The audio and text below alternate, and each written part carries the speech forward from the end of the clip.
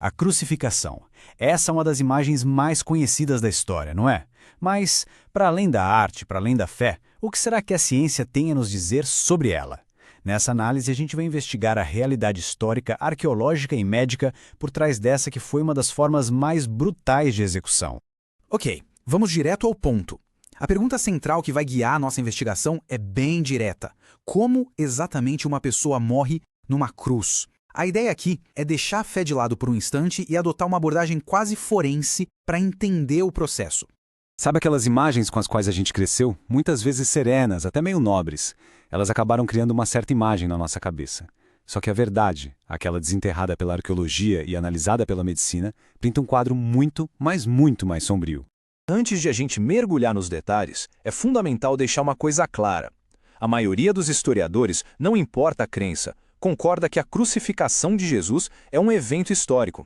E essa certeza não se baseia só em textos religiosos, não. A historicidade do evento é reforçada por fontes de fora. Tácito, um dos maiores historiadores de Roma, escreveu sobre a execução. O historiador judeu Flávio Joséfo também a registrou. E até um filósofo sírio, Marabar Serapião, fez uma alusão a ela. Essas fontes externas são a chave. Agora imagina só, por quase 2000 anos, tudo o que a gente sabia sobre crucificação vinha de textos. Não existia um osso sequer, um prego, nada que pudesse provar fisicamente como era feito. Mas aí, em 1968, uma descoberta meio que por acaso perto de Jerusalém mudou completamente o jogo.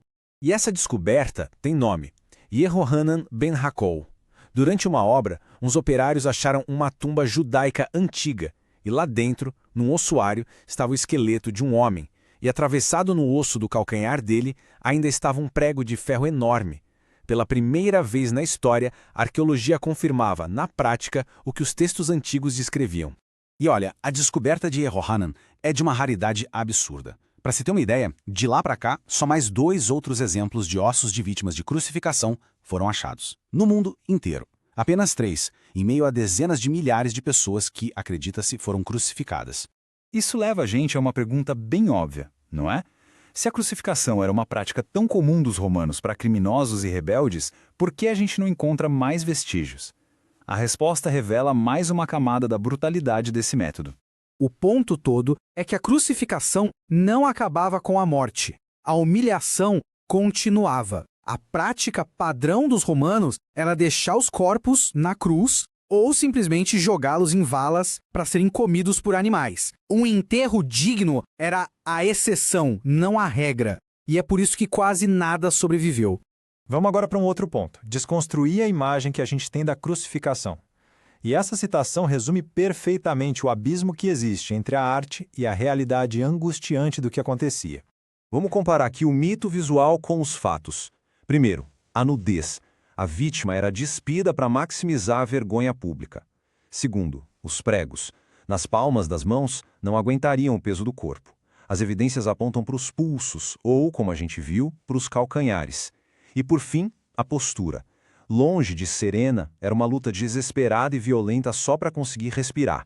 Falando nos pregos, a descoberta de Yohanan foi muito reveladora sobre um detalhe específico: a posição dos pés. O prego não estava no peito do pé, como muito a pintura mostra, mas sim atravessando o osso do calcanhar de lado. Com base nessa evidência, os especialistas reconstruíram algumas possibilidades. As posições A e B foram consideradas, mas hoje o consenso acadêmico pende para a posição C. Nela, as pernas da vítima ficavam dobradas, quase como se estivesse montada na viga vertical, com cada calcanhar pregado na lateral da madeira. Essa posição era terrivelmente dolorosa e fundamental para o mecanismo da morte. E isso nos leva direto para a análise médica. A crucificação não foi projetada para ser uma morte rápida, muito pelo contrário. O objetivo era prolongar a agonia ao máximo possível, como um aviso público. Algumas vítimas podiam levar dias para morrer. Então, o que exatamente matava a vítima? Bem, não era uma coisa só, mas sim uma cascata de falhas no corpo todo. A perda de sangue da tortura anterior, a desidratação, a exaustão extrema, o colapso do coração, tudo contribuía. Mas a causa principal, o mecanismo central da morte, era a asfixia.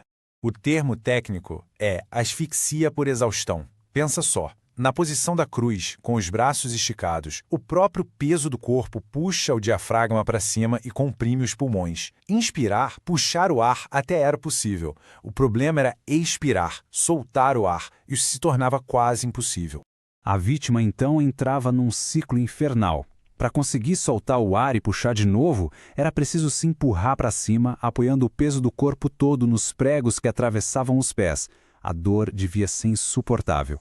A pessoa conseguia um suspiro de alívio, mas a exaustão a forçava a desabar de novo. E o ciclo se repetia por horas, talvez dias, até o cansaço total impedia a pessoa de se erguer.